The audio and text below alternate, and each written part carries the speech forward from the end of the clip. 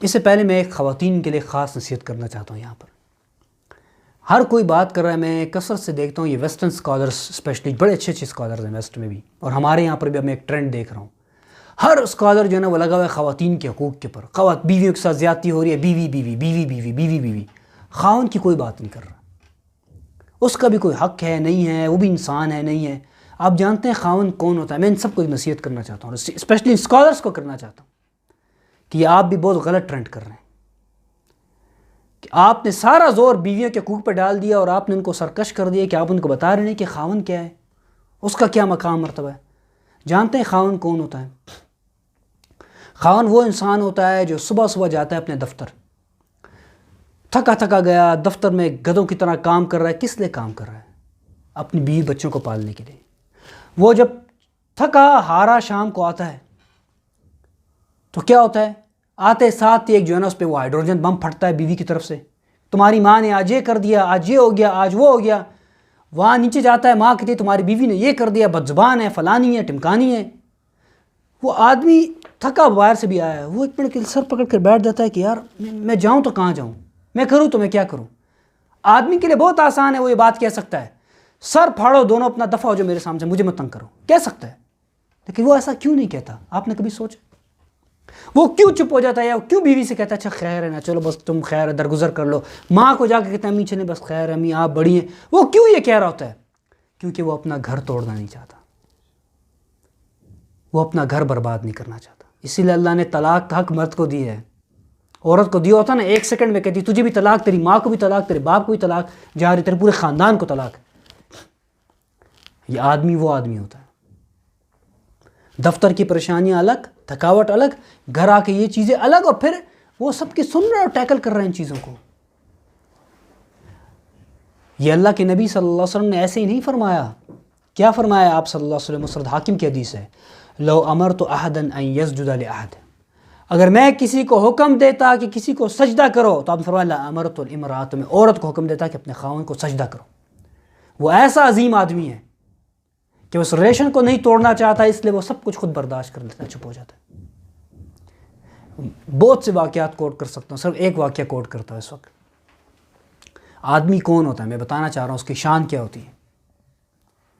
ہمارا دوست بتا رہا تھا، اس کو ایک کہہ رہا تھا پرفیومز کا بہت شوق ہے، تو وہ کہہ رہا تھا کہ اس کی وہ برتھ ڈے آئی تو اس کو ایک پرفیوم پسند ہے. کوئی کہہ رہا تھا کہ 7,500-8 ہزار کا پرفیوم ہے، تو اس کی بیوی نے بہت ضد کی کہ بس آپ وہ پرفیوم لیں گے ہر صورت میں، اور بیوی نے اس کو جو ہے نا وہ 8,000 روپے نکال کے دیے کہ بس آپ نے پرفیوم لینا ہے ہر صورت میں. تو مہنگائی ہے، سب کچھ ہے، سب کے سامنے ہے. تو کہتا ہے میں گیا اور 8,000 کا یہ کر دیا کہ 2 بچوں کے دودھ کے ڈبے اور پیمپر وہ اٹھا کر گھر لے آیا. کہتا ہے جب میں آیا تو بیوی دیکھتی ہے یہ کیا، کہا وہ پرفیوم کہاں ہے، وہ گفٹ کہاں پا؟ تو اس نے کہا یہی میرا گفٹ ہے. کہا میری خوشی، میرا گفٹ ہے یہ کہ بچوں کا کہاں، مجھے بس تم نے مجھے دل سے دیا، میں نے ایکسیپٹ کر دیا، اب میں نے اس کو اس پہ لگا دیا. مرد وہ انسان ہوتا ہے. یہ ایسے ہی نبی صلی اللہ علیہ وسلم ہمیں تعلیمات نہیں دے رہے. اللہ کے نبی صلی اللہ علیہ وسلم نے جو فرمایا ہے بہت عجیب حدیث ہے.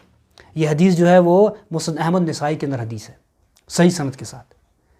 کیا فرمایا اللہ کے نبی صلی اللہ علیہ وسلم نے؟ والذی نفسی بیدہ، اس ذات کی قسم جس کے قبضہ قدرت میں میری جان ہے، لو کان من قدمہ الی رأسہ قرحۃ، اگر ایک آدمی کے پیر سے لے کر سر تک پر دانے نکلے ہوں، ایک عورت اپنی زبان سے چاٹے، اس کے پیر سے لے کر سر تک اس کے زخم کو چاٹے، آپ فرمایا ما ادت حقہ، یہ پھر بھی اپنے خاوند کا حق ادا نہیں کر سکتی. وہ اتنا عظیم انسان ہے.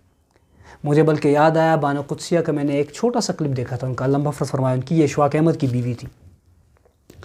وہ کہتی ہیں اشواق احمد کے مرنے کے بعد ان کی قدر، ان کی امپورٹنس کا اندازہ مجھے اس وقت ہوا جب 1 تاریخ آئی اور گھنٹی ہوئی تو ایک بجلی کا بل آیا، پھر گیس کا بل آیا، پھر ٹیلی فون کا بل آیا. تو میں حیران ہوئی کہ یہ بھی دینے ہوتے ہیں، یہ بھی چیز ہوتی ہے.